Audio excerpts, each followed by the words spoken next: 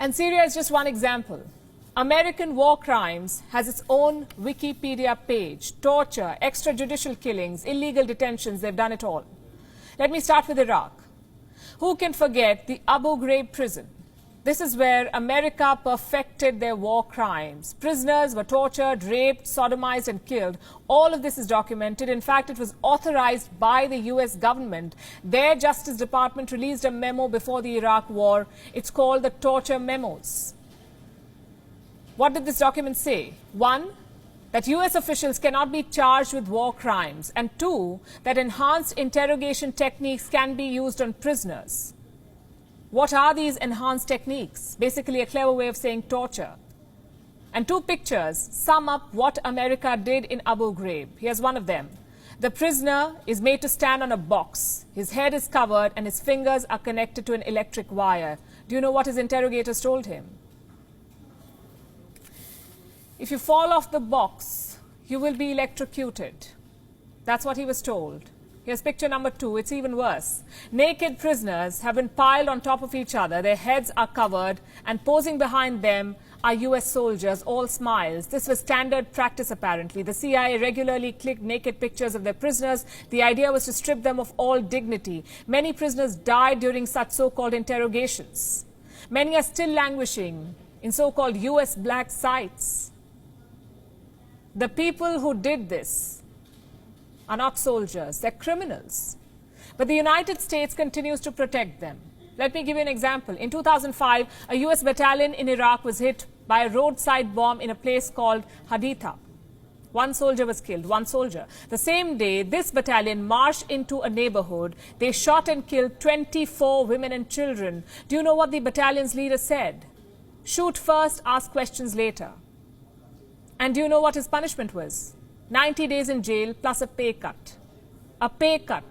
That's the punishment for taking 24 innocent lives. Here's another example. This is from 2007. A private security company was escorting a US diplomatic convoy in Baghdad.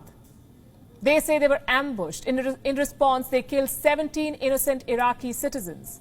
4 of the employees were tried and convicted. But in December last year, Donald Trump, then president, pardoned them. So they're free men now. The fact is, America will do anything to protect its war criminals. They will find legal loopholes. They will use their diplomatic power. They will even build a military base on an isolated island to hide their crimes. I'm talking about the infamous Guantanamo Bay Detention Camp, or Gitmo for short. Since 2002, 780 people have been detained here. No charges, no trial, no lawyers. 731 prisoners have been transferred out. 39 still remain and 9 died in custody. Gitmo is a monument to America's ruthless crimes. Prisoners say they were tortured with broken glass, strangled with barbed wires, forcefully injected with drugs and repeatedly raped. Remember who's doing this. The supposed human rights champion, the self-proclaimed guardian of freedom. They did the same in Afghanistan. We know the Bagram Air Base is as the crown jewel of the US operation, but that was not always the case. Bagram also houses a detention camp. Prisoners were chained to the ceiling. They were beaten, sexually assaulted and killed.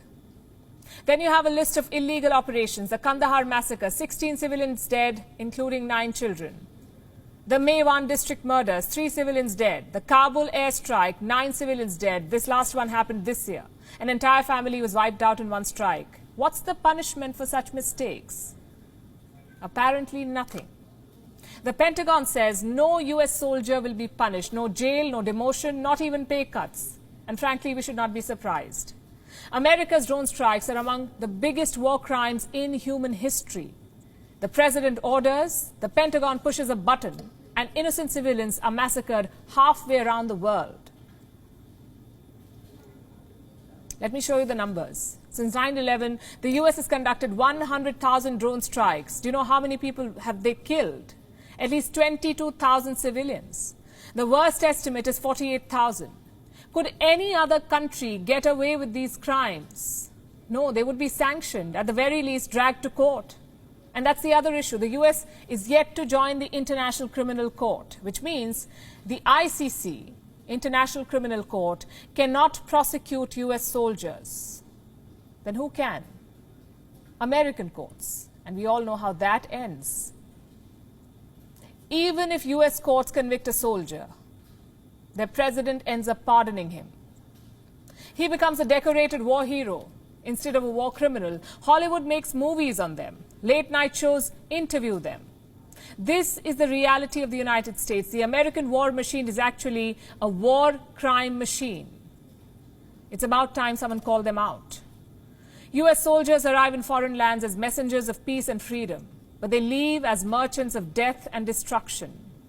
So if Joe Biden wants to talk democracy and human rights, maybe start with your own military. Join the International Criminal Court. Subject your soldiers to independent probes. Until then, do not take the moral high ground, because the mass graves in Afghanistan, Syria, Libya and Iraq disagree.